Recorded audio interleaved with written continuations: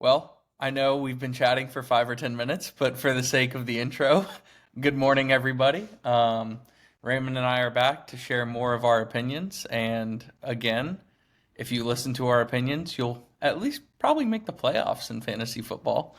Raymond and I are pretty experienced there, but last week we talked about our division predictions, and in doing so, we talked a little bit about a lot of the players that moved around and what that meant for different teams. But we did want to touch a little bit on what the biggest offseason moves were and then talk about the biggest winners and losers of the offseason. And then we're just going to chat fantasy predictions today. And I believe that should cover it, given how many varying opinions Raymond and I have and how much we love talking about football. So Raymond, did you want to kick it off with like your biggest offseason moves? I know you have some jotted down, and I think we disagree on a few, right? So Agreed. So I would suggest, I think the biggest off-season move for real football purposes would be, and I am loath to admit this, Derrick Henry to the Ravens.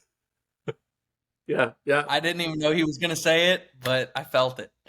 No, I'm scanning the list. I'm like, can I pick a different one? Please let me find it. And especially for real football, like I am terrified with what that looks like. Again, it goes back to the idea that they were terrifying with Gus Edwards and whatever else they were piecing together. The idea that they're adding Derrick Henry, who may be outside of his prime, but all the numbers point to him still being kind of at the top of his game.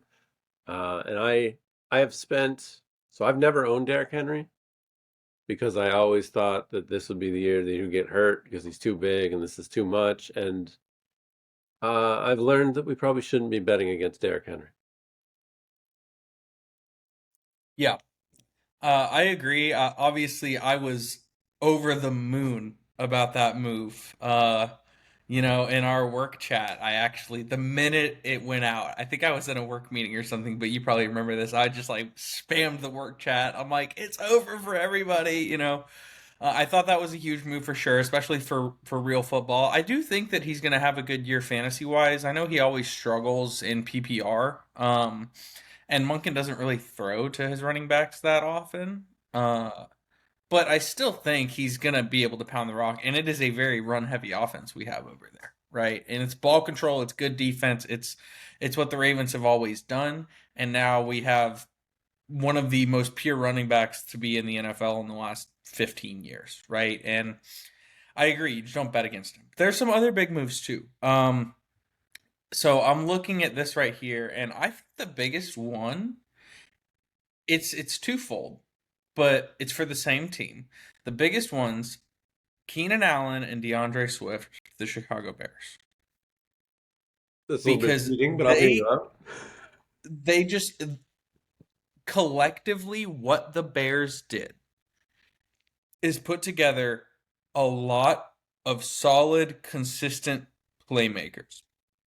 I do not believe that DeAndre Swift in his entire career has been properly utilized to his full potential. I don't think that the Lions did it. I know that he had a little bit of injury problems there, but he is a hell of a pass catcher out of the backfield. He's not a bad running back. He's still young. He is an upgrade over Khalil Herbert, Roshan Johnson, and Travis Horner, I believe, is who the Bears had last year. Um, and There's a then Keenan Allen. Blankenship or something, or blank Blazing Game as well. There's some random running Yeah, back. they had like some top notch star running backs last year, right? And like Jags. huge. I think that DeAndre Swift is going to be properly utilized, and Keenan Allen is a very consistent wide receiver. I know he's a little bit older, and I know that there's a little bit of an injury history there, but they're not relying on him to be their number one guy, right? I mean, they're relying on him to be a solid, consistent player, but you're putting him next to DJ Moore, Cole Kmet, Rome Odunze, and DeAndre Swift with who should be a good quarterback in the NFL level at Caleb Williams. Those two moves heavily set up Caleb Williams for success, both in real life purposes and in fantasy purposes. So I think those were the two biggest collective moves.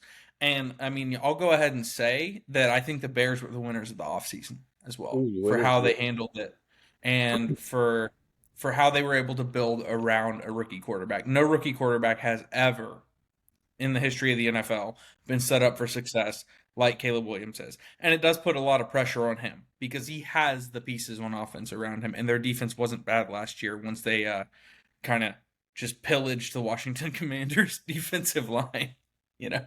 Yeah. Uh, no, I can't argue that. So I have some pretty serious. So Swift, when he's playing and when he gets the ball, seems electric, seems like a great player, but I don't think it can be discounted that for some reason, wherever he goes, by the end of his tenure, the coaches cannot wait to get rid of him. Like from Detroit and from Philly, for some reason, there's something about, there's just something about certain players that just there was some clash obviously with the coaches, and if it's one coaching staff, fine, but if there's a trend, like you have to start wondering, well, maybe it's not the coaches. Yeah, I mean, I get that. Um, I don't know if I necessarily agree with the sentiment, and maybe there's been reports I haven't seen. I don't know if I necessarily agree with the sentiment that they couldn't wait to get rid of DeAndre Swift. For the Lions, he was about to be in a second contract. They went ahead and they got Jahmyr Gibbs, who was basically DeAndre Swift but younger and with less injury history. And that worked out for him. And then for the Eagles, I would agree with you if they hadn't turned around and gotten Saquon Barkley, who was an obvious upgrade from Swift. I don't think that the Eagles were ready to get rid of Swift so much as they were ready to upgrade their running back room and have Saquon Barkley and Miles Sanders. So that no, and this, all this can turn out one way or the other, and I certainly see a world, or I can envision a world where Swift is a big pickup. I just, there are certain players you get good vibes from, and certain ones you do. Yeah, for sure. And maybe I'm a little bit of a homer too, right? I mean, I'm not a huge college football fan, but I do live in Georgia and I've watched UGA games almost every Saturday. So I've been watching Swift for 10 years. Fair. Um, Um, Go so ahead. I I have was another gonna. win for the offseason, and I think it would be the Steelers picking up Fields and Wilson from where they were at. Like, I think either of them is an upgrade. They're paying almost nothing for both of them. Like, super smart move. Surprised other teams didn't do it, but I think that's a big W. I don't think it helps them to not have Deontay Johnson, like somebody that can just get open at will. So I think that that kind of levels out that quite a bit. Like I think they should have kept on to Deontay Johnson. Um, any other moves that like I don't? Why do you feel about the Barkley thing? Well, I'll tell you how I feel about the Barkley thing, but first on the Steelers, I do agree. The fact that their quarterback room is getting they're paying their quarterback room $1.7 million for two quarterbacks. They have no risk, right? And I agree, Deontay Johnson not being there is not great, but we talked about Arthur Smith last week and how he's at Pittsburgh. They've got Najee, who actually put together a pretty good year last year, his first year, at least, he should promise, and Jalen Warren. Arthur Smith loves his running backs, loves throwing to his running backs. Russell Wilson loves his running backs and loves throwing to his running backs. Like he's always had that check down safety valve guy. So I think he's going to be okay. And then if you flip the script and say, oh, Justin Fields is the quarterback now, Justin Fields loves his running backs too because they can distract the teams from him and he can run or vice versa, right? Like when you have a good running quarterback, you need a good running back as well. So I don't think it's the end of the world that Deontay Johnson isn't there. And I do think it's a decent pickup on the defensive side of things for an already good Steelers defense to get Patrick Queen. I do think that Patrick Queen was made better by Roquan Smith, and the numbers back that up. Queen had his best 19 or 24 or however many games of his career once the Ravens had Roquan Smith. I don't think that he's necessarily like your number one linebacker who's going to be the captain of the defense and elevate everybody around him, but he is a good piece. And then you add TJ Watt in there. I do think the Steelers were some more winners. I don't think the Deontay Johnson loss is a big problem. I think Saquon Barkley to the Eagles is good because they still have Miles Sanders, right? I'm not No. crazy. No? Sanders is in Carolina. Who the hell did they Because that's have where they last? got Swift last year. They had Swift, Rashad Penny last year, and You're right. You're right. Wow. I guess I was gonna say they still have Miles Sanders, but that doesn't really matter that much. So I mean that kind no. of it obviously doesn't matter that much because I forgot that Miles Sanders wasn't even on their team last year. I think Saquon is a good running back, and if he can stay healthy, I think he's still got 1 or 2 years left in the tank. And I know you can say if he can stay healthy about anybody, but the thing about Saquon is he hasn't been able to stay healthy. There is a risk there because the injuries are there. Um, but then again, you have Jalen Hurts as well. You're gonna call some quarterback design runs. That dude is your power running back. You don't need a power running back as long as Jalen Hurts stays healthy. So why pay all that money for Quadzilla then? If like that's the part I don't understand. Like I think it's a decent football move and I think he can pay dividends, but for fantasy it's like I think his value is getting puffed up way too high just because of the Hurts thing. Like Hurts is going to take away touchdowns. Philly doesn't throw to the running backs that much. Like compared to other teams, they don't throw. So they may need to change up their plan a little bit though. I don't know if Jalen Hurts is going to take away as many touchdowns as you would think, because I don't think that the tush push. God, I can't believe I just said that. I hate that phrase. It's just a quarterback sneak. Come on, but I Why do don't we think call it the that, Bush push anymore? Like I thought originally it was the Bush push, right? Because of I've Reggie Bush. never heard that. So originally it was because of that Notre Dame game, I believe, with Reggie Bush and USC. Oh, okay. They called it the Bush push, and then all of a sudden it turned into the Tush push. I don't like saying the word Tush for some reason. It just I don't know. Well, like you can't call it the Bush push when you don't have Reggie Bush, right? Maybe he Well, lost. Maybe he lost the title when he lost his Heisman, and huge sidebar. Super glad he got his Heisman back. Very happy for the guy. okay. Um, I was wondering why. but but Jason Kelsey is not there anymore in Philly. That's He so was a that is huge that part is of whatever you want to call that play. The 1 yard gimmies on 4th and 1 or on 1st and goal aren't a gimme anymore when you don't have arguably one of the best centers of all time helping out.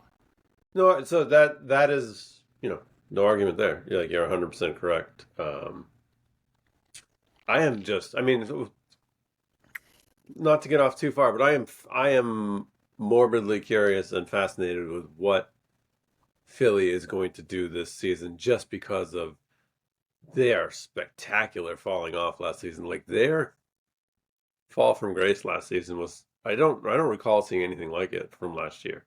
Like they started out so hot and they just lost everything. I know it was really fun to watch, but what was even more fun to watch it was the Steelers doing the same exact thing a few years ago when they started 11-1 and ended up one and done in the playoffs, just like Philly. How do you feel about Pennsylvania, my friend? Not great. Fair enough. I have I some. don't actually have a problem with the Eagles, but it's just I think that their fall from grace, as it were, was for the same reason the Steelers had theirs a few years back. They just weren't playing good competition, and they kind of had everything fall as they needed it to. And not to bring up a sore subject, but you look at the Vikings when they did it, what they go 13-4, but like almost every one of their games was within 8 points, and just everything fell their way. They weren't a 13-4 team. They were a 9-8, 10-7 team who had a lot of lucky breaks where that fumble happened for the opposing team at the right time, or they had a really amazing catch by Justin Jefferson or whatever. I think it's the same thing with the Eagles. Just a lot of things fell where they needed to be, and they were probably 2 or 3 wins above what they should have been because they just kind of got lucky in a lot of games early on, and then that fizzled out. I don't disagree, and I also think they lost something from losing Sirianni, or not Sirianni, Steichen, Shane Yeah. Steichen to the Colts. I think that was a big loss because there was no inventiveness on offense when they were getting staggered in the games. Like they weren't able to dig their way out of it at all. Like they were just it seemed like the defense knew what the offense was going to do. Yeah. Just breaking news, that's not good. No, it's not. And I'm just validating like my stuff here. Yeah, most of their games were one score games. Like they barely beat the Commanders in overtime in October. They started the season against the Mac Jones led Patriots and won by 5. Like, they weren't powerhouses. No, And I don't think that they're going to be able to continue it. I just really don't think that they're going to be able to put together a full season like they did at the beginning of last season. I think they'll peter out and they'll have games like, yeah, sure, they beat the Bills by 3. They got destroyed by the 49ers. They got destroyed by the Cowboys. They lost to the Seahawks. They almost lost to the Giants on Christmas Day. Like, and I know that 2 of those games are division matchups, but my point is, I don't think the Eagles were as good as they looked last year to start the season on paper. I don't disagree. But So in I the don't think that they're necessarily a winner of the offseason. I think they have a lot to prove. the Eagles, Yeah.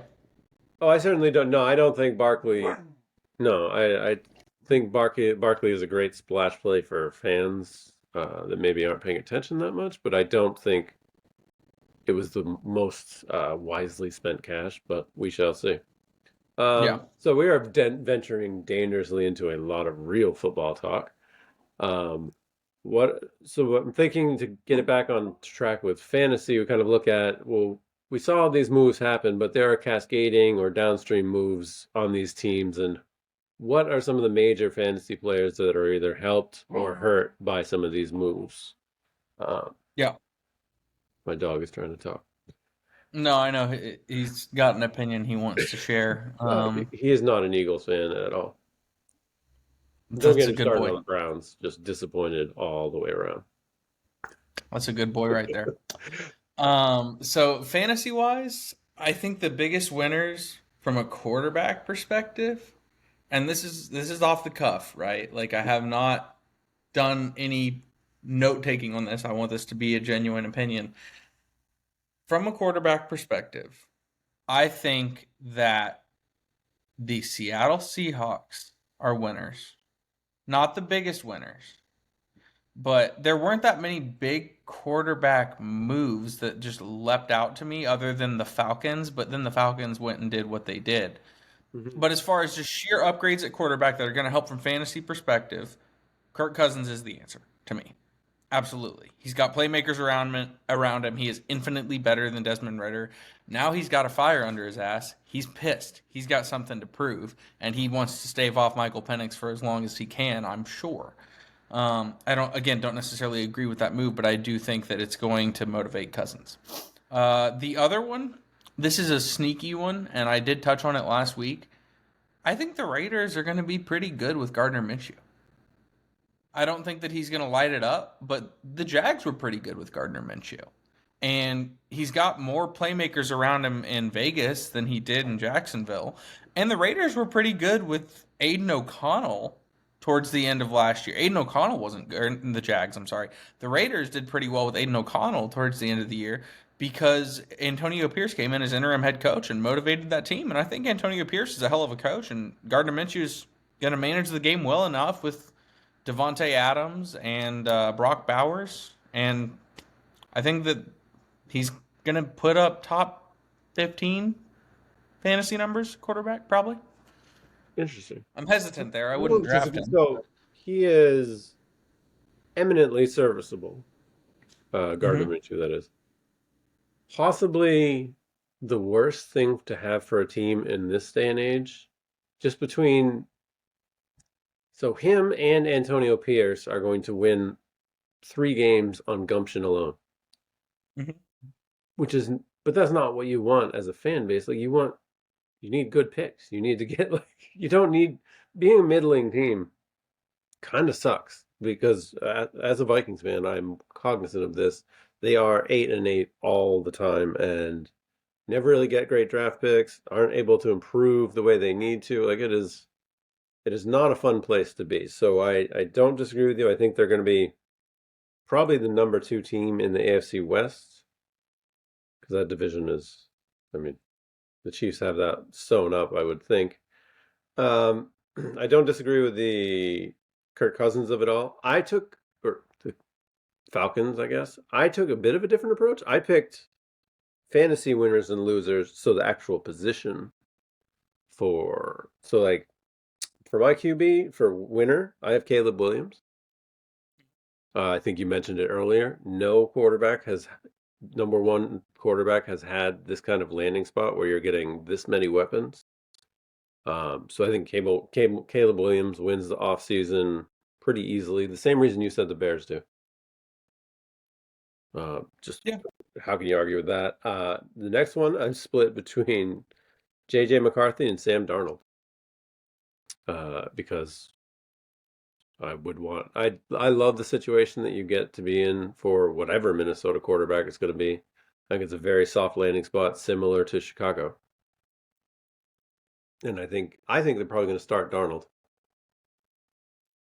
Do you think they should start? If you had to draft a Vikings quarterback for the whole season playing best ball, who would you take? If you had to pick a Vikings quarterback. Well, so for best ball, probably Darnold because I think he's cheaper. Fair. I think it's a toss-up. I'm not the most ardent believer in JJ McCarthy. And I mean, it's hard to believe in Sam Darnold that much either, but I mean, he hasn't been put in the best scenarios either. He hasn't No, he he hasn't hasn't. been in Kevin O'Connell's system with these, offensive talents. I think adding Aaron Jones as kind of a safety valve for the quarterback is a big deal. Like I would like to be playing quarterback there. Yeah, yeah, no. I mean, I get that. And I think that whoever plays quarterback for the Vikings is a winner because I mean, they've got Justin Jefferson. Hopefully, TJ Hawkinson can get and stay healthy. Aaron Jones is a good running back. Like they have a good offensive core around him. And then, to that point, I think Tua's a winner. Surely because they kept all the playmakers around him, added Johnny Smith, and added Odell Beckham Jr. Now, Odell Beckham Jr., I am acutely aware, is not what he once was. But I also think that somewhere between his numbers in Baltimore last year and what he once was is the correct answer. Because his numbers in Baltimore were low, but he showed some flashes, and his numbers in Baltimore were low because they're not a pass first offense. And because, just by name, people are going to try to cover him more than they would of Rashad Bateman in Baltimore. But over in Miami, Tyreek Hill, Jalen Waddle, Devon Achan, they've got some players with some burners. And whether OBJ is what he once was or not, he's still got hands. He may not be as fast or as agile, but he can still be a good wide receiver three for Tua. And it just gives him another option of somebody to kind of stretch the middle of the field while Tyreek Hill and Jalen Waddle just pop the top off of it. I don't disagree. So I agree with what you're saying just because they load I think Beckham is fine. He's much better than what they have. Number three was Braxton Berrios last year. I'll take Don't besmirch Chase Claypool. Okay. Chase Claypool does a fine job of besmirching himself. I don't need to say he's. Dude, I had many shares of Claypool in Dynasty, and luckily I bought him when he was super cheap, not when he was on the Steelers. So, Yeah. but like oh man, he was valued high in Dynasty. Those it was like 4 or 5 game run he had with the Steelers where he was just going off, and Yeah. then it all got soaked up. I have you seen? Do you know who Malik Washington is? Honestly, I do not. He is a rookie receiver this year from Virginia. Check him out at some point in time. I think he had one of the highest A dots in college. Like his speed, like just start to visualize his speed when you look at him on tape in Mike McDaniel's system. They've also picked up another speed demon running back. Like I think they have reloaded. I worry about Tua in the cold per usual, but I think you're right. Weapons are still there. I think they still believe in him, so that's a good call by you.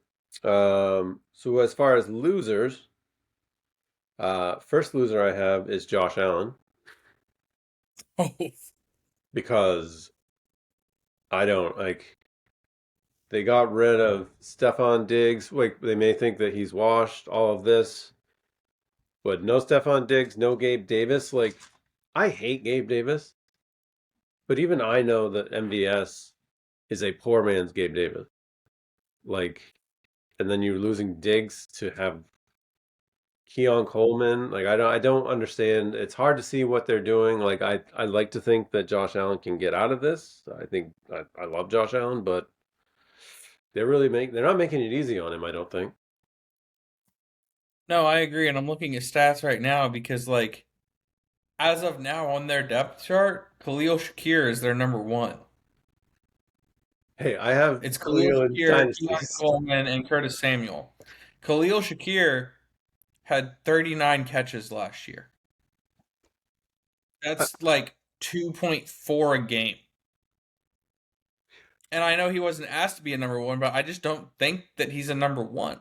So I think Josh Allen is a huge loser from a fantasy perspective, unless, and we talked about this last week, unless he just puts the team on his back and has the MVP season to end all MVP seasons.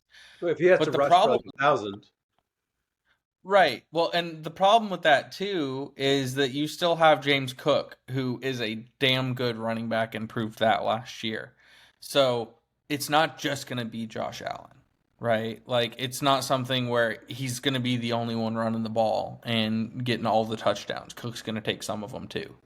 well, they So I invested some agree. pretty heavy capital in another running back in the draft too. They drafted Ray Davis, who I almost like more than James Cook. So I agree, and I'm doubling down on the fact I think they're going to try to run even more. So fantasy wise, I think that's a real issue. Yeah. I have another loser in the AFC East as well. Dr- Drake May. yeah. I mean, any Bring it quarterback that on. gets drafted. Well, no, I mean, I'm serious though. Like any quarterback that gets drafted into that New England offense that is middling at best is not set up for success. Now, you know more about what New England did in the offseason than I do, admittedly. But what I do know is that he doesn't have any insane playmakers around him that are proven to work in that offensive scheme. He's got a new offensive scheme, which could be good for the rookie because everybody else has to learn with him. But it could be bad because nobody else can like pick up his slack if he's still learning the system. And you've got a really young, defensively minded head coach. Agree. Like I No, don't think he's gonna have a good year this year. no, no. Well, I don't either. I also, I don't think. So I'm wrestling with this. Do I think he's even going to play over half the game? I don't think he's going to start at the beginning of the year. I'm pretty sure it's going to be Brissett. Mm-hmm. Um, I think he maybe plays half the games, maybe slightly less, because Brissett's serviceable. Like I don't think Brissett's not going to get out there and throw up all over his shoes. So I'm good with Brissett. I hope they kind of keep him on the bench, but I am very high on the moves they made in the draft to kind of shore up the skill positions. I read an article the other day that Juju Smith-Schuster is finally at 100%. Ugh. 100% of what though? I of himself. I don't know. I just want him off my team. Like I hate. I don't hate him as a person. He's very difficult to root for. Just all the moves, like the idea that they paid Juju Smith-Schuster more than just keeping Jacoby Myers literally just is one of the most insane things we've had to watch up here in New England for quite some time. Well, It's it's the same thing though that you see all the time. You see like Odell Beckham Jr. got $15 million last year from Baltimore when he hadn't played in a year and a half.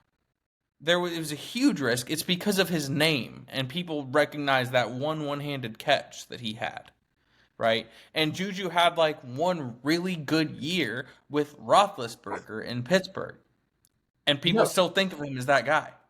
but he needed an Antonio Brown to be able to do that. Like he can't be the guy. Well, you guys should, I mean, AB is a free agent. You guys should go after him. We tried that. Perhaps not. And I am going to give you, I believe, what is undeniable, the biggest loser in the quarterback realm, and that's Justin Herbert. Yes, I cannot believe I didn't mention it sooner. Carry on. Like, who's he throwing to? Uh, Josh Palmer, Quentin Johnson, Lad McConkey. Like it is. So I think that is easily, especially since we go from before draft to after draft, that is easily the most pathetic wide receiver room in the league. I Yeah, don't think it's that close. it's pretty close with Buffalo. I would say Curtis Samuel 10 times out of 10. Oh, actually, no, I don't. I cannot agree with you there. Bridge too far. I think Khalil Shakur has some skills. I think Buffalo has Dalton Kincaid. They do. Well, Chargers do not have that. Yeah, I mean, just talking about just wide receivers, not including tight ends, though. Either Well, way, I agree. It's the for worst. Justin It is Herbert, the I guess worst. is because we're looking at pass catchers. Yeah. How is Justin Herbert set up? And whew, they are boning him. That's my thought. Yeah, I agree 100%. And I mean, again, I'm just looking at it to make sure that we're not missing anybody, and we're not. It's Josh Palmer, who's somehow already listed as questionable, by the way. It's May, and he's already listed as questionable on ESPN's website. Quentin Johnston, Lad McConkey, Will Disley's their starting tight end. Like it's not somewhere. And Herbert's not even a running quarterback. Like you make the argument for Josh Allen where he can run the damn ball. Herbert cannot. So Yeah. I agree. I would stay away from Justin Herbert with just I would stay away from him and wouldn't touch him with a 10-foot pole in fantasy this year. Or anybody on that Chargers offense except for maybe Gus Edwards for touchdown potential. But can they even move the ball to get Gus Edwards the chance to pound the rock? Probably, actually. Greg Roman's our offensive coordinator. But you know what? We'll get to running backs here in a minute. So I agree, Justin Herbert, and then let me make sure I don't think there's any others that I wanted to mention. And if there were, it clearly wasn't that important. Actually, you know what? I'm just going to go ahead and just very briefly mention the fact that I think that Jaden Daniels is another loser the in the draft and from a fantasy perspective. Going back to what we talked about last week, so like if you guys want a further opinion, please go watch episode 1 so we don't have to retread it all and so we can up our watch time on both episodes, right? But it's because he's not going to be protected. I'm terrified for that kid's career. No, that I mean that, and this is some of the more uncomfortable, heartbreaking stuff to talk about. Like after talking about him getting killed last week, like I we cannot say this more. We do not root for injuries in any way. Like No. it is, I love doing this and I love being right, but when I'm predicting injuries, this is one of the places where I would prefer to be wrong. Oh Like I yeah. want to be wrong about this Jaden Daniels thing, but I can't agree with you more. Like I think he's going to get killed, and that is sad to me. Oh, I again, just to reiterate, I don't want him to get hurt. I don't want any player to get hurt. I'm just looking at how many times Sam Howell was sacked last year and how they didn't really beef up their offensive line, to my knowledge. No. And they just added some more playmakers like Austin Eckler, who's also not going to protect Daniels when Daniels is in the pocket. Eckler's tiny. He's not a good blocking running back either. It's No, the just, only it's, good thing it's, is Kingsbury should have him getting that ball out very quickly, yeah. which wasn't happening last year. But I don't know if that's going to be enough. And the only other good thing is that he can run because he's going to have to. So for wide receivers, who do you think's biggest winner and loser uh, based on everything? I have the biggest winner, kind of related from the same draft class. I have two of them. The first one is Drake London, Okay, yeah. Kirk Cousins. From the he was putting up efficiency numbers that were off the charts in the limited reps that he was getting, just due to the Arthur Smith of it all and Desmond Ritter and Mariota and all of that. He was still doing insane things, and I just think Cousins should be a unlock for Drake London. No, I think that's a very solid point, and I know we're not at tight ends yet, but I feel the same way about Kyle Pitts. Basically, any pass catcher in the Falcons offense is a winner. Uh, d compared to where they were last year. that and I think even Mooney is a sneaky pickup. I think Mooney is an underrated wide receiver that they got from Chicago this year. I think he's Yep. really good. Yeah. Yeah, no, I agree. I think that all things being equal, Kirk Cousins stays healthy. That whole receiving core. Mooney will be a good late round draft pick in fantasy. Drake London will probably go too high for my taste. So will Kyle Pitts, but they're gonna do well. I can't stand seeing like a Falcons player on my fantasy roster until I'm proven otherwise, just because of how it's been for the last few years. But I do think that whole offense, including their running backs, everybody's going to be elevated by the fact that Kirk Cousins is there and going to be throwing the ball, and that Arthur Smith is on the other end of the country in the north. He is not in the south anymore. You know, I don't think it can be under or overstated that,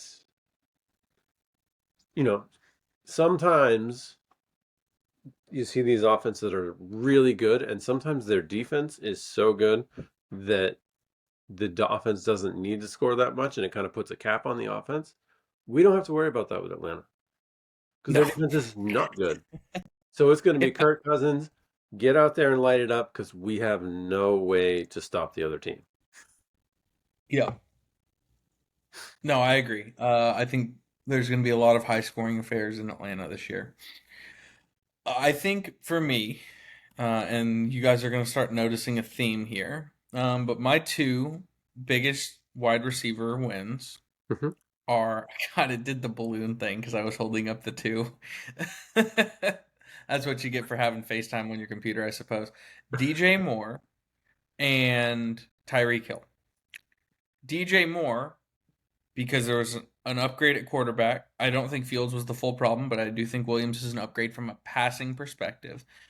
Keenan Allen is an upgrade over Darnell Mooney. Darnell Mooney may be a good wide receiver, but Keenan Allen is, it to me, until proven otherwise, a top 10 receiver, especially in PPR and fantasy. So he's going to command some targets. He's going to free DJ Moore up some. And then Rome Odunze is probably going to take some time to grow, but DJ Moore's the biggest winner there because he's not going to have to be doubled as often, and he's going to get more targets because the Bears are going to throw the ball more than they were. That is fascinating to me because I would have put DJ Moore as a loser. So I think it goes to like Fields didn't really look at anybody else. It's true. Like he just fed DJ Moore. So I think about it like, would I be drafting? Would I be prone to drafting DJ Moore higher or lower? And I would say lower this year. But I also can't argue with the fact that there is a window, like all the things that you just listed off. There's a world where his efficiency goes up. I think the bigger concern for me is that with a Doomsday, the touchdowns probably go down. I think that my concern is the mouths to feed situation that you can have. Like, is he your number one or number two receiver? He's number two, right? Who? DJ Moore? Yeah, let's do a quick name game. Like, would you rather this player, in maybe we can do best ball, I suppose. PPR rankings. So right now, we're looking at wide receivers. DJ Moore is coming in at the wide receiver 16. Would Okay. you rather DJ Moore or Nico Collins? DJ Moore. DJ Moore or Cooper Cup? That's a tough one. I'm gonna go DJ Moore because I think Puka's gonna continue to build a rapport with Stafford. Mike Evans or DJ Moore?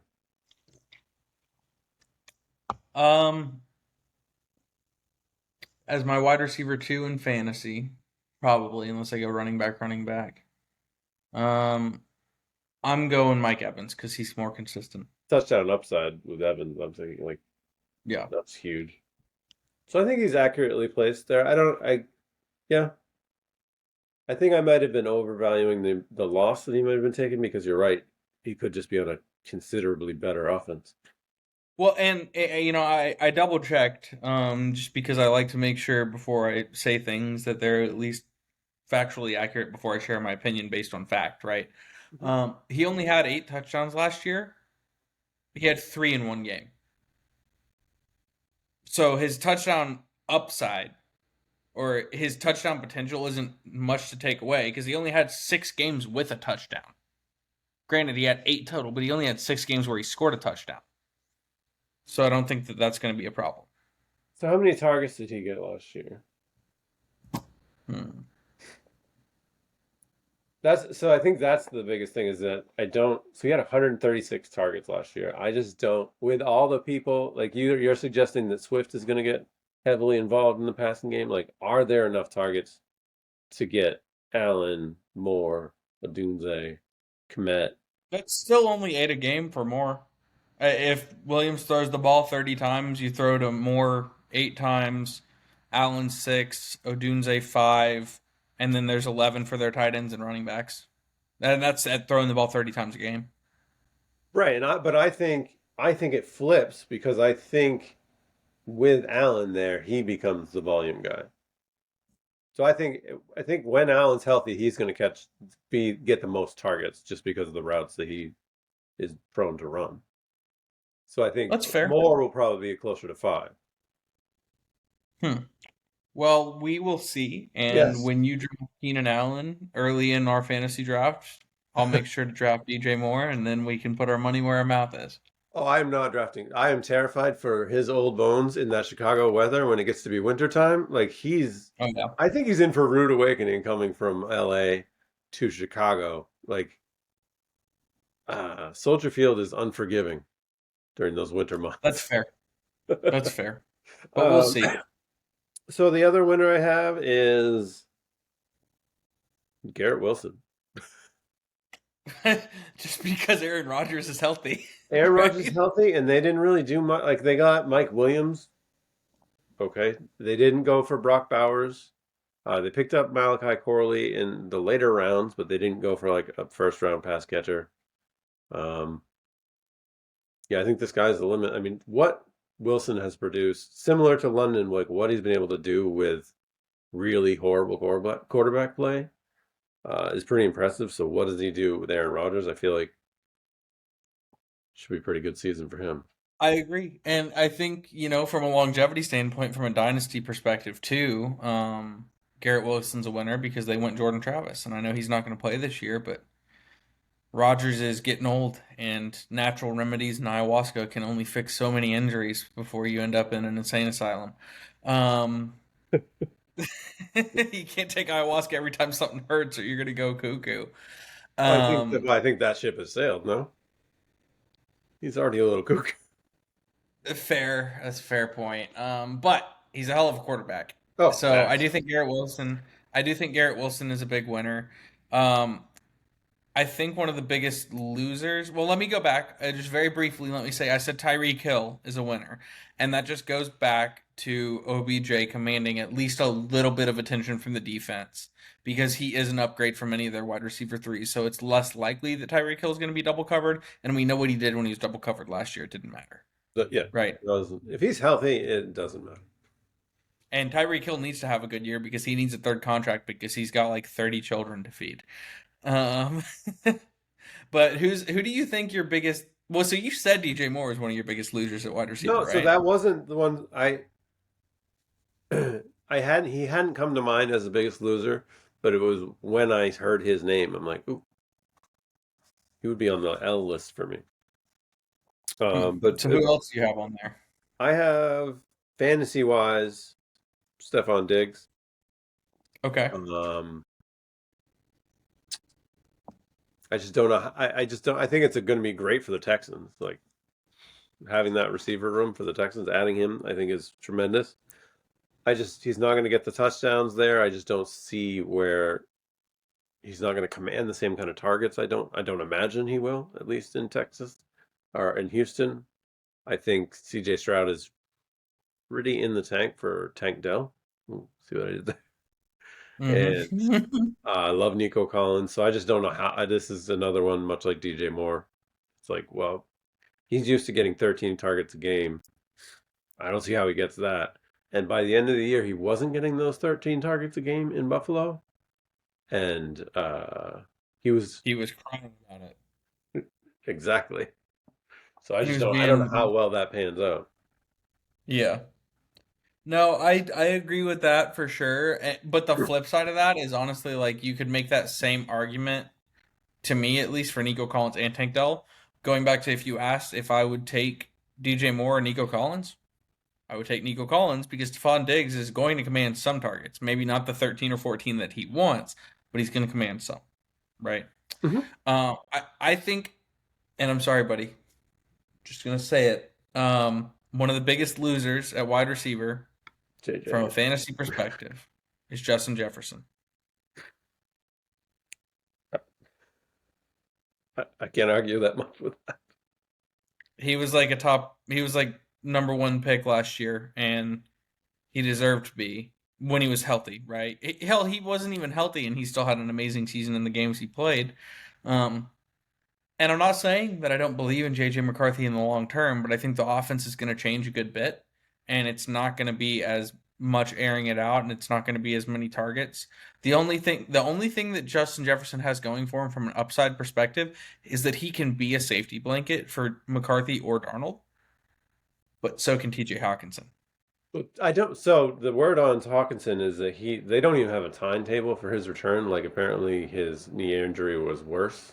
Like around now is when they would be like, well, he should be ready for around week one. Like they don't even have an update on how he's doing. Like it's probably going to be halfway through the season before he starts playing again. So Yeah, I'm looking right now because I was curious. I like Hawkinson. I had him on my teams last year, and I've always liked him. You're right. He's probably at least going to be on the pup list, I think he's which definitely is missing the first four. Going to have to ease back maybe. So I don't think he's yeah, back to full force, maybe even at all next year. It was a pretty brutal injury. So my thing, I can't really argue with that because except for the fact that if we look back at last year, he had some pretty treacherous quarterback play, but it didn't actually tank his value because he was that security blanket for Mannion, Dobbs. Like he had some of his highest point games were after Kirk Cousins left. It wasn't good for the rest of the offense, but he still ate. yeah. So He had two really good games against Detroit, but after his injury, when he came back and Cousins was down, I mean, there was that just horrifically boring Raiders game. I'm sure you remember, where the Vikings won 3-0. how Um, do you forget that? and yeah, and I think shortly thereafter is around when Antonio Pierce became the head coach of the Raiders, or it might have been his first game. Either way, um, no, I'm pretty sure that their coach was fired. Pierce came in, and the next week they put up like 50 points or some shit against the Chargers. He had a good game against Cincy, 7 catches, 84 yards. Lions collectively in two of the last three games of the season, he had 12 catches on 24 targets, which isn't great, but for 330 yards, which was great. And then the Packers, he only caught half of his targets, so you could kind of see it last year because he was like up and down, like 2 catches, 7, 6, 5, 12. Like with Justin Jefferson, I expect 8 to 10 catches and half a touchdown a game. I don't disagree. I just think whatever quarterback they have, so they're going to start this year with a certain quarterback. That quarterback is actually going to be getting reps throughout preseason and learning the offense. Like, so they're not going to be thrown in like the people were during the middle of the season last year. So I don't know how their quarterback play is going to be worse. I Yeah, don't. I agree. Theoretically, it shouldn't be. I agree. So we kind of already touched on Hawkinson, who even if he's healthy, I think is a loser. Who else? From a fantasy perspective, TJ, if you're watching this, I love you, man. I hope you heal up. um, But who do you think any winners and losers are for tight end? I mean, I think these are a bit thinner positions, so the conversation isn't going to be as deep. Hopefully, we can discuss running backs as well today. I'm not sure. Absolutely. Big winner for me, and I didn't think of the person you mentioned earlier. The big winner for me is Dalton Kincaid. Okay. I think he has a chance to be the number one pass catcher in Buffalo, which anytime you can Mhm. say that for a tight end, it's time to put the money down on that tight end, because that keep it funky. That's a league winner in most cases. Like if you can get because you're not going to have to pay a number one receiver price for him. So if you can get the leading receiver in an offense, and it happens to be at the tight end position, that's money in the bank, and they have no one else to throw it to. Yeah, I don't disagree with that. Actually, I very much agree with the fact that Dalton Kincaid is going to be good. I was just checking something that I'm not going to be able to validate. But what I will tell you is that I think that a winner is Brock Bowers. I would like to you to explain this to me, and I will let it wash over me. I know. I let it settle so that you could digest that.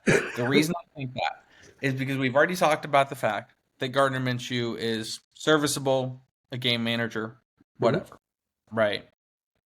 Bowers is probably going to be the second target in Vegas. Because I mean, obviously, number one's going to be Devonte Adams, but Gardner Minshew needs, and this is what I was trying to fact check, but I wasn't able to do so. Um, Gardner Minshew needs somebody to check down to for a safety valve, and because they're both going to be learning the offense together, I think they're going to connect quicker than if Bowers was coming in to an already established quarterback who had relationships with Devonte Adams and all of their other pass catchers.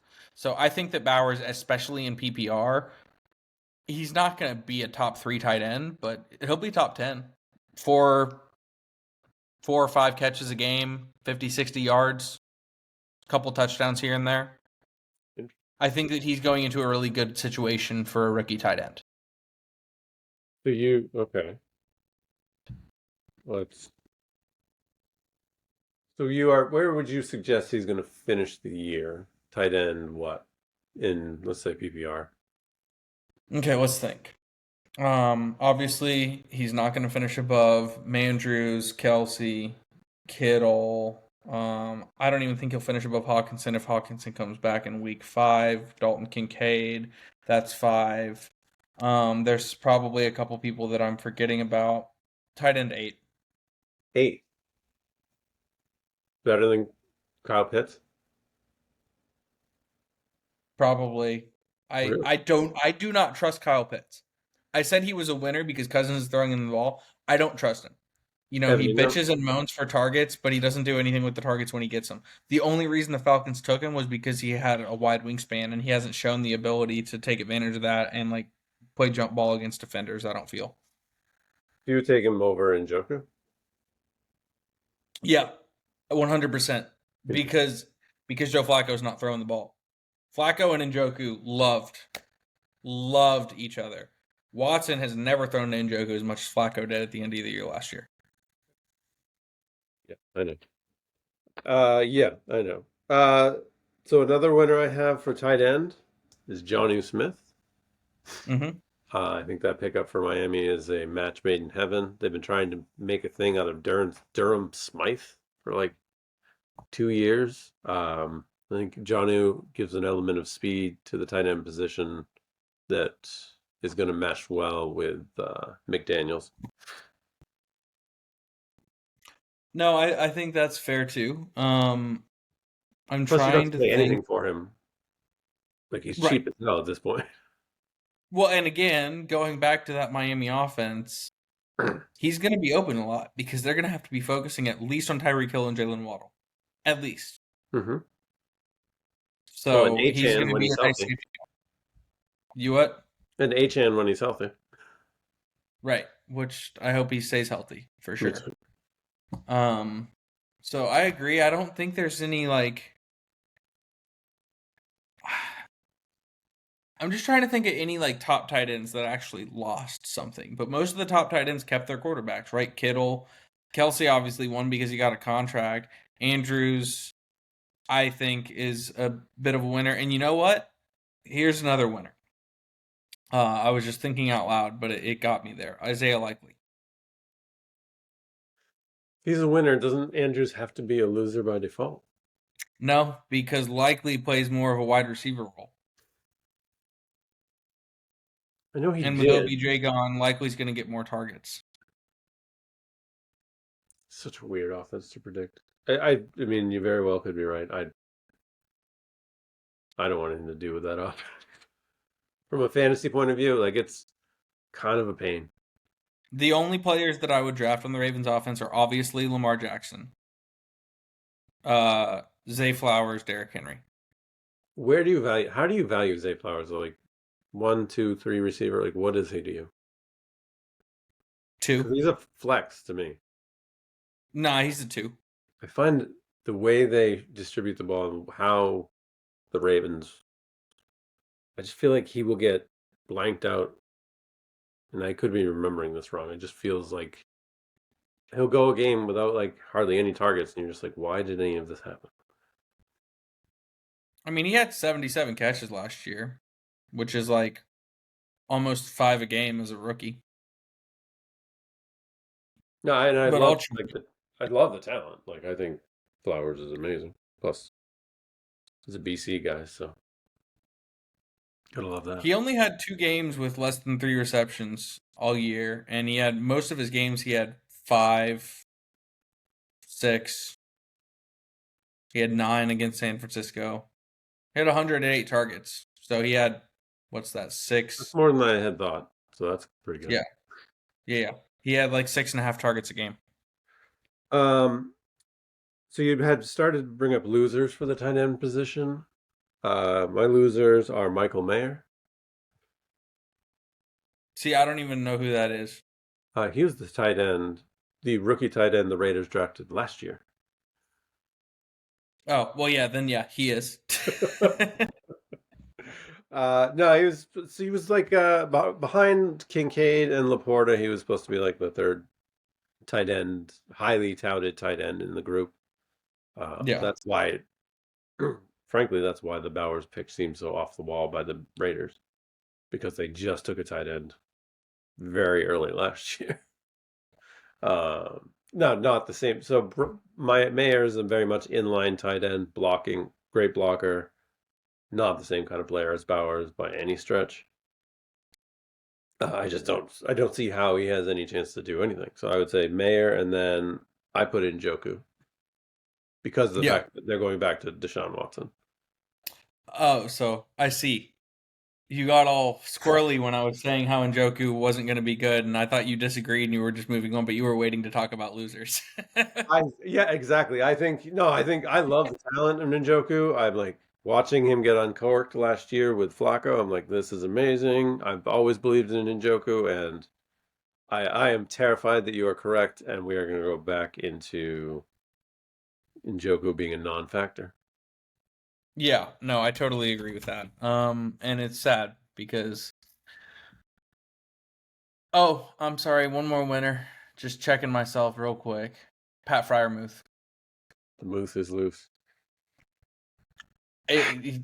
Maybe top 10, maybe, but safety valve for Justin Fields, and we know Justin Fields loves his tight ends, or Russell Wilson, who also loves to throw to his tight ends. Yep. No, I Like, don't. No argument there. so I just wanted to throw that out there while I was fact checking myself and making sure I didn't miss any. And then running back, I mean, fantasy wise, this is gonna sound like I'm being a homer, but like Derrick Henry is the biggest winner from a running back perspective, I think, in fantasy. So it's interesting because I wasn't sure where you were going with that, and I instantly went to Bijan Okay. because that's where your home is. Right. And I think he also works, which he Yeah. wasn't mine, but just getting rid of Arthur Smith, getting a new coach that maybe wants to focus on getting him the ball and utilizing a transcendent generational talent. Yep. But no, Henry. So Henry, especially in the idea that he could maybe get a ring, that's big Hmm. for him. Fantasy wise, I'm not sure it's the same kind of upgrade as like for me, I got Zamir White just because the Raiders did nothing in the running back room. Like they got Alexander Madison, which is no threat to be the top running back. So Zamir White will be the number one back in Vegas, and yeah, they did nothing to get more. Like they got a pass catching back out of New Hampshire, which I'm a graduate of New Hampshire, and we don't have a lot of NFL talent just roaming the streets out there. Right. Um, Thoughts on that? I think Zamir White won in the sense that he has a chance to prove that he can actually do it. Right. And I remember kicking myself so much for that one game when Jacobs was out for whatever reason. I think he was hurt. Yeah. Against the Well, actually, it was the game against the Chargers, the one where the Raiders ended up winning 63-21. I almost picked him up on a whim. I was like, you know what? I think this kid's gonna like be something. And then you look at the rest of that season. I think he's proven that he can be a starting running back. Well, agreed. And I think most of all, he proved it to the Raiders. That's why the Raiders didn't make any moves to get another Yeah, running back. yeah, I think that's solid, and I think a lot of people are gonna miss that, and he's gonna get glossed over and probably fall to some people in fantasy. So I think that's a good one too. Bijan, Derrick Henry. Um, I'm just thinking, what did the Rams do? I think Kyron Williams is another winner. Kyron, so I fascinating. I have Kyron Williams as a loser. Did the Rams take a running back? Am I They missing took something? Blake Corum from Michigan in like the third. Yeah. Blake Corum is not special, but what he is a little bit better than Kyron Williams at everything that Kyron Williams is good at. Really? Yes. And Kyron Williams is currently not working out with the team because of a foot issue. And I don't know about you, but I get tightened up when I hear about people with foot issues, be it Liz Frank or any kind of foot issues, like those things tend to linger. So I am actively trying to buy Blake Corum in Dynasty anywhere I can. See, I just don't think that Blake Corum's it. I think that he I was don't in either, an but I didn't think Kyron Williams is it. When he started doing Williams things, nobody thought he was it either. That's true. That's true, but I still think he's a winner because you got only a rookie to compete with you for carries, and as long as he can stay healthy or get healthy, I see that foot injury. Um, I mean, it's May, like a foot injury. I think he'll be all right by September. And I don't think he needs to train with the team. I mean, No, he no, would if he that's could. the being with the team part. I don't care about. It is when I hear people having foot issues, I've been around enough with fantasy that more often than not they tend to linger around. There's no guarantees for sure. It's just what's kind of things that give you the ick, as it were, as the kids would say. Yeah, that's fair. And foot issues give me the ick when it comes to fantasy. No, that's fair.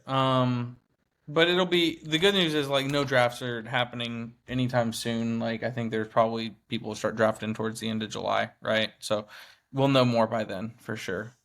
Um, but yeah, so I don't know if I have any other running back winners. We talked about Bijan. Um, I'm curious. Well, I have one more. we d- okay. Go ahead. Go ahead. It might I have be Joe Mixon. Joe Mixon. Okay. It's hard for me not to.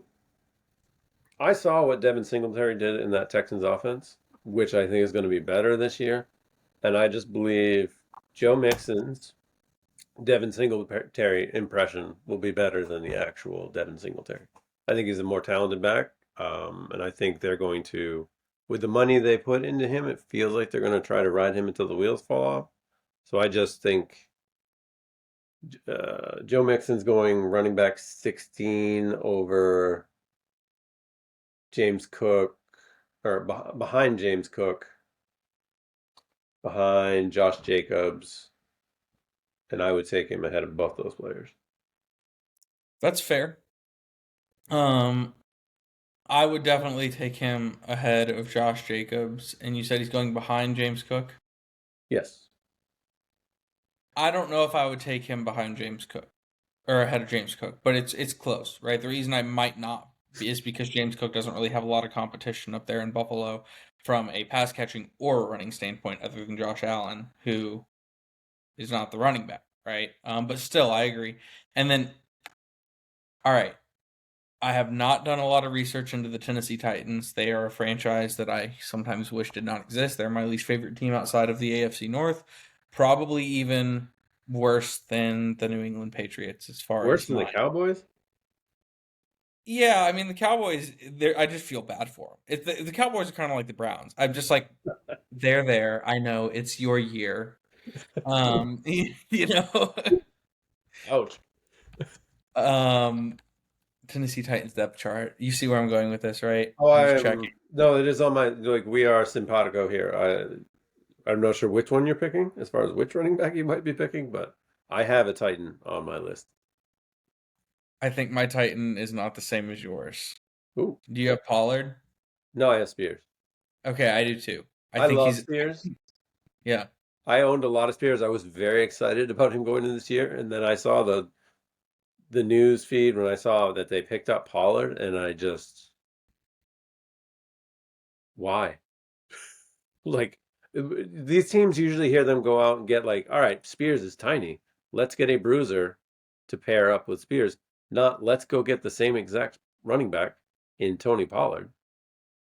Right. And how much did they pay Tony Pollard? Do you remember? Uh, More than a surprising amount. I don't know exactly how much. Plus, I'm reticent to get bogged down with the salary cap since I think it's all kind of BS. Well, I just think it's funny. So I'm looking at it. They paid Pollard 8 million a year for 3 years. It just The Ravens paid Henry 10 million a year for two. See, that's wild. That doesn't. Yeah. I think Spears is a winner though, because I think Pollard's gonna fizzle out and not be good, and they're gonna end up benching him for Spears. Okay. Wow.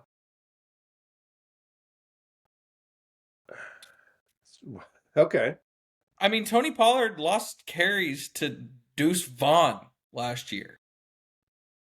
No, so I don't disagree with you, but then we're at the whole year after injury, like where the running Yeah. back's supposed to, like, I don't know. I've never been a big Tony Pollard guy, so that like I can see how it turns out the way you're describing it. I'm assuming at some point in time he was decent. I don't know. He had like a few good games here and there, mostly as a pass catcher. I just don't know what that offense is going to look like. The whole thing is like, what are they doing in Tennessee? That's like, why are you spending money on Calvin Ridley and Tony Pollard instead of paying some offensive linemen to give Levis, like I was watching those games last year because I was heavily invested in Levis, and literally 2 seconds after the ball was snapped, people were eating his lunch. Like, Yeah. he had no time to throw whatsoever. So I don't know how adding Tony Pollard and Calvin Ridley really helps that. No, I agree. I don't think the Titans are going to be Titan players should be avoided at almost all costs from a fantasy perspective, except for probably DeAndre Hopkins, just because he's a PPR machine. But he's probably going to be drafted too high for my liking. Like I'm not gonna. And then the last thing I'll say on running backs, because this conversation sparked it and reminded me, who the hell is going to be running the ball for Dallas? Zeke, buddy. It it it is going to be Zeke and probably a May I 60 ask forty you? split. May I ask you again? Who the hell is going to be running the ball for Dallas? I have a better question. Who the hell's running the team? Like, That's fair. how did you see what Jerry Jones did? Came out many picks before they anybody picked Jonathan Brooks, the running back out of Texas, and talked Yeah, the one about that ended how up much. in Carolina, right? Yeah, he talked about how amazing he was and how much they needed to draft him before they actually drafted him, and then Carolina gets him. Like the idea that they came away from this offseason without a running back is malpractice second only to the other teams that didn't take a chance on Justin Fields. Yes, I agree. And I'm looking at it right now. Zeke has not averaged more than 4 yards a carry since 2021. He hasn't I mean, he had 12 touchdowns with the Cowboys in 2022, and you know how he was with the Patriots. He's washed. Yeah, but he wasn't that He's bad for the Patriots. That is the thing. Look at some of the underlying stats, like his top speeds, like what he was doing with the Patriots. I'm saying is he's going to be the best thing they have in Dallas. I don't Oh think yeah, it's enough. no doubt, no doubt. But he shouldn't be. Well, that's the thing. All of this is about windows of opportunity, right? Like, how are the Cowboys not trying to optimize this Dak Prescott, CD Lamb, like a decent defense? Like, yeah, get a running game Right. Draft a running back or go after one in free agency. Hell, take Gus Edwards. or trade for Khalil Herbert is what they Yeah. like. The Bears with Khalil Herbert right now would be. I would buy into that offense a lot more if they had a more balanced offense. Like CD Lamb, 13 to 15 targets a game is not like it can get it done for fantasy, but it's not going to win games because you become unbelievably predictable as an offense. Yeah, it's not sustainable.